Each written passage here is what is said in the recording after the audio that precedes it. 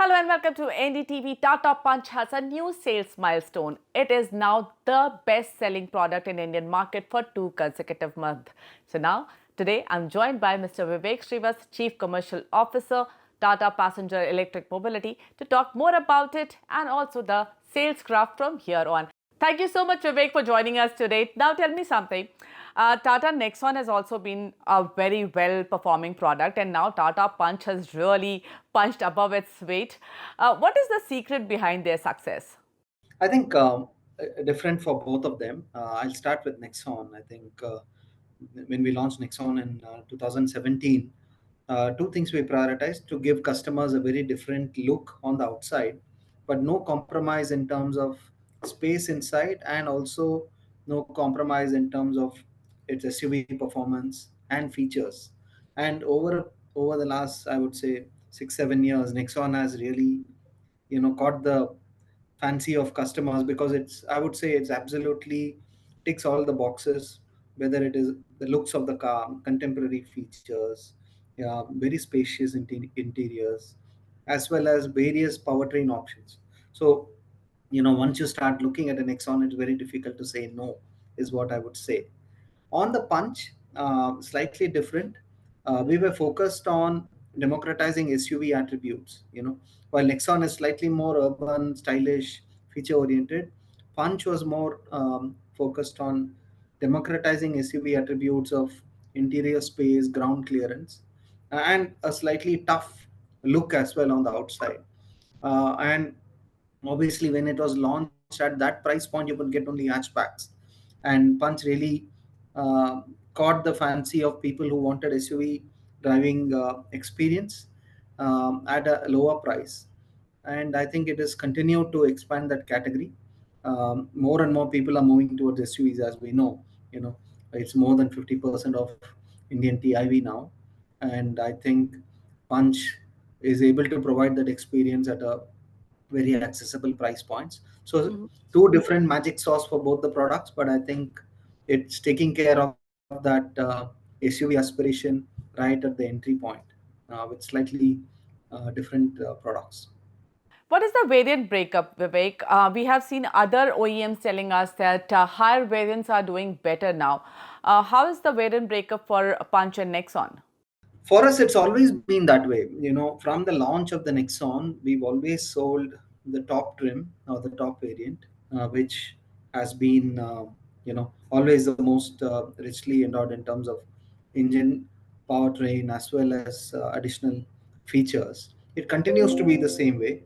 In fact, even now, after we launched the first the mid-cycle enhancement of the Nexon in September last year, we added a lot of segment first features. We had added the DC A gearbox, much larger touch screens, um, 360-degree camera, etc. And obviously, features means a significant movement upwards in terms of how much the vehicle costs. It continues to be the largest selling variant, for us. In fact, across most of Tata products, it is the high top end trim that sells the most. If you go to Harrier Safari, it is almost in excess of 70% actually. In Punch, there are two peaks, I would say. The mid variant, what we call as adventure, sells a lot, as well as the top variant. There are two peaks in Punch. I think the lesson there is, there is a very there is an entry customer who just wants an SUV performance, and then there's a customer who wants slightly more features. Whereas Nexon, again, it is a big peak right at the top, a smaller peak in the middle, is what I would say. Whereas in Punch, both the peaks are almost the same. In Nexon, the bigger peak is at the top end, but in the mid end, the peak is a slightly lesser, I would say. For Nexon specifically, the competition has gone up a bit higher because we recently saw Mahindra launch its XUV 3XO with a lot of features. How do you see Nexon faring compared to 3XO? See, Nexon came into the market, like I said, in 2017, where there were just two players, and it has slowly grown. And from then to now, there have been a lot of additions in the compact SUV category. We when the Koreans came in, and then Honda came in, and now we have a there's been a product refresh by the market leader. So and so it's not the first time Nexon is facing a new competitor. Nexon has its own very strong, I would say, set of current customers. Nexon continues to be an extremely strong package. Not to forget what I said earlier, we have significantly premiumized the car in terms of engine, powertrain, feature combination, and it's a no compromise car. I mean, I won't even say no compromise car. It is a car which ticks all the boxes, whether you want external design, internal space, powerful performance, fuel efficiency, multi powertrains, including an EV. It ticks all the boxes. So for Nexon, competition is not new. In fact, I would go on to say that every time uh, there's a competitor who competition that has come, and Nexon sales have jumped up a little bit more, and we expect the same to happen this time also. Let's talk about ADAS. You recently added ADAS level 2 in some of your products. Are you planning to bring it for Nexon? See, we've continuously been refreshing our products. We follow the new forever policy where we just don't wait for the 3-year cycle of enhancement. We always, probably every 6 months, every 1 year, we keep upgrading our products. The other thing we've also done is constantly democratize features and attributes. I spoke about how we had democratized SUV driving with Punch. Features as well, features like sunroof, like automatic transmission, sunroof, and LED headlamps, end-to-end DRL, all have been democratized, and I think it's only a matter of time before ADAS also is democratized downwards. What about Punch? Do you plan to bring ADAS and Punch as well? Not immediately, I would say. See, Punch is a price sensitive segment, and also it's a customer who has a clear idea of what he wants. So I mean, again, all features do get democratized over a period of time, but for a Punch category, it will take a slightly longer time. But maybe there are other features that need to come in. Like I said, we are committed and being open by saying that we'll constantly refresh our products, and you will see some refresh coming up in Punch as well very soon. Yeah. For Nexon, what is the sales distribution between petrol and diesel? If you go back 4-5 years, diesel used to be a strong component, but as the industry has progressed, petrol has become the leading, powertrain. 88 up to 88% of Nexon is sold in petrol, and the rest is diesel. I'm not counting EV here; that is a separate category. But largely, it is 88% petrol. Okay, so do you think it makes sense to continue with diesel considering it has already come down below 20%? Actually, diesel is a powertrain which is unnecessarily, I would say, criticized and pushed down in popularity. I'm a strong believer in diesel because diesel provides fuel efficiency, a great drive experience, and for SUVs it makes a lot of sense. I think that I do anticipate going forward there is going to be a better awareness around diesel, and diesel engines will continue for some time, at least. It's not going to die off very soon. And what about the Punch? How much is CNG contributing and how much is the percentage for petrol? I know the EV contribution, but CNG, just let me come back to you. I have in terms of numbers. Okay. I'll give you the percentages subsequently. Yeah, but CNG is picking up really strong. I think the fact that CNG provides both economical drive experience, but also is eco-sensitive, emission norms are taken care. CNG is really growing in popularity. Plus, not to forget our innovation in terms of giving dual cylinder engines has really worked well. So Punch CNG demand is going up every day. Do you plan to add a more powerful engine to Punch, maybe a turbo? We'll have to evaluate that, Mugdha, because I know a lot of the industry experts had said Punch engine is underpowered when it was launched, but it is very popular and it's very reliable. We'll evaluate if different engine can add more volumes, and if required, we'll do it as per our policy of constant upgradation. But right now, it is not something that I can confirm. Now let's look a little bit forward. What are your plans for 2025 in terms of product launches? We have heard a lot about many of the products that you're planning to bring, but what is the trajectory looking like? So in Bharat Mobility, we had already shown this, and in the previous Auto Expo as well. So we have a couple of products confirmed already on the EV side, which is the Curve and the Harrier EV. Curve will also come in petrol and diesel, and it would be in the market before the festival season.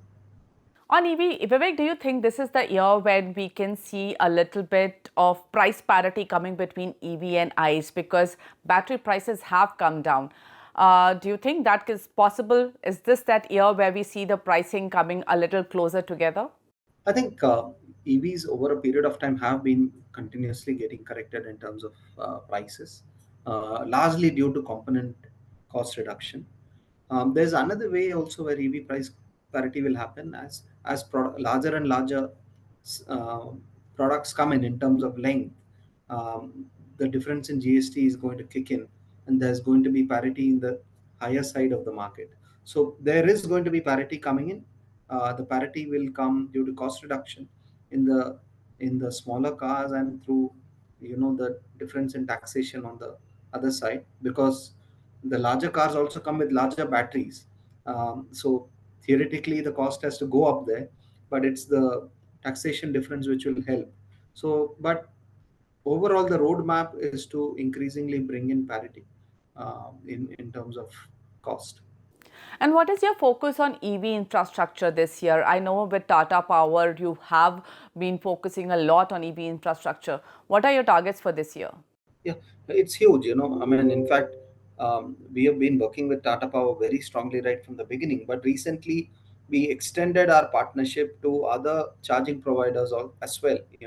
And the big announcement that we have made is that all the data of our more than 1.5 lakh customers, we are willing to give the data in terms of their routes and places where they stop and preferred areas of charging are being given by us to charging providers so that they can precisely decide which is the location they can put their chargers. We are very working very proactively with all charging provider operators, even to provide community charging. Community charging is very important in cities because there are many people who do not have dedicated parking slots, and this means that they do not have a reliable place to overnight charge their EVs. Whereas community charging gives an option where every society has a bank of chargers, and you don't need to have a charger specifically in your own parking slot, but you can use the common charger in your society to charge. And that will really be a big breakthrough in reaching out to people who do not have dedicated parking slots, especially in cities like Bombay, NCR, where that probably is the largest category of buyers. So these are two big areas. Highway charging, we are tying up with a lot of CPOs and the oil companies and having open collaboration with them in terms of data sharing to put up fast chargers and key spots on highways across the country, and also sharing details on where the largest clusters of EVs are in terms of ownership, so that we work strongly on the community charging, so people do not have to depend on having a dedicated parking slot. I can have an EV and I know I can depend on my neighborhood community charging to charge my EV. So these are the two big levers that we are working on in terms of charging infrastructure. And how do Punch and Nexon EVs fare right now? What is their contribution to overall sales? So Punch EV gives around, both of them, around 20% comes from the EV side of the powertrain. 20% for Nexon almost and 20% for. Yes. Yes. Vivek, in financial year 2025, Siam is projecting a very low single-digit growth for auto industry. What are your expectations from this year? I think it is definitely a challenging year because two reasons. One is all the pending uh, waiting customers have, I think, dried up. Most post COVID there was a lot of customers. There were a lot of customers who were waiting for new products, and there was a long waiting list among many companies. That is tapering down. Second is that network stock itself across the industry has gone up, so that buffer of being able to fill in a network pipeline has also gone away. So the entire industry this year is going to depend on fresh demand generation without any buffers in terms of filling up pipeline. So it is going to be difficult. Also, most companies have kind of exhausted their new product launch plans. It's been a busy year for many of the organizations, and relatively the number of new products is expected to be lesser this year. So industry at an industry level, so it will be challenging. Coming specifically to Tata Motors, yes, it is going to be an exciting year for us.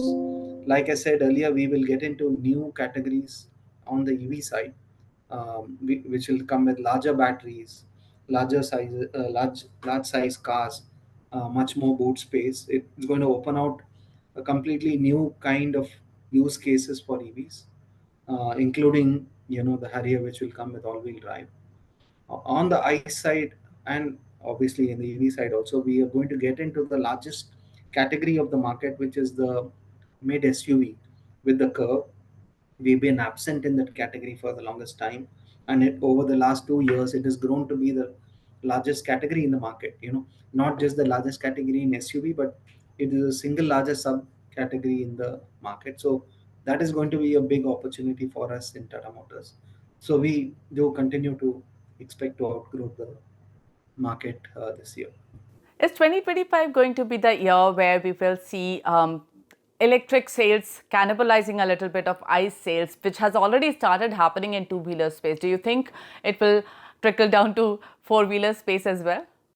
I don't think so, because at least for us, every time we've launched an EV, it has contributed to growth to that particular product, and that is the way we are looking at it this year as well, because we have growth ambitions both on ICE as well as EV, and all our strategies, both in terms of how we position the EV with respect to ICE, the kind of variant walks and feature walks we put in place, is to attract two different customers. Even though the nameplate is same, maybe for Punch or for Nexon and in future Curve, the kind of people who will buy an EV of that particular nameplate and an ICE is going to be very different. So our focus is to grow both EV as well as ICE, and hopefully get incremental growth on the basis of that. Couple of questions on current situation of the market. We have seen some bit of discounting coming in. Can you give us an idea what is the level of discounting in the market right now? And what do you think is the dealer inventory? You mentioned dealer inventory. What is the level of dealer inventory right now in the market for the industry and for Tata Motors? See, for Tata, I can comment on Tata Motors. Tata Motors generally looks at about a month of inventory, which is where we want it to be, considering customers need early deliveries, considering transit time. We are around the same level. Some product to product, it might be a little up or little lower. Largely, we are around a 1 month level of inventory. I would not be able to comment too much on specifically on the industry, but all I can say is, that the inventory levels have gone up substantially compared to what it was about a year and a half earlier, which is what might cause an impact on how much companies are able to wholesale. Mhm. And discount levels in the market? I mean, again, I would not like to put a specific number, but again, for Tata Motors, um, there are some discounts depending on model year. There are some discounts depending at a dealer level which stock they carry. There is sometimes a mismatch in terms of variant. I would not like to put a number to it, but for us, the discounts are, I would say, pretty limited to these individual issues at each dealerships rather than across any model level. Are there still some model year 23 products in the market? Not with us, but we do. If you go around shopping, there might be something, um, you know, in some dealerships available, but it's not something that to the level that we have to worry about. And on supply side, do you see any trouble because of all the geopolitical issues that are cropping up? Are there any supply side issues? No, I think there will be minor disruptions because of geopolitical issues, as well as I think Suez Canal also there's some issue coming up, but I don't see it impacting production too much. There are alternate sources, or there is enough of buffer stock to take care of these delays in deliveries. So I don't see that impacting the industry negatively. All right. Thank you so much, Vivek, for taking time out for us and talking to us today extensively. Thanks a lot.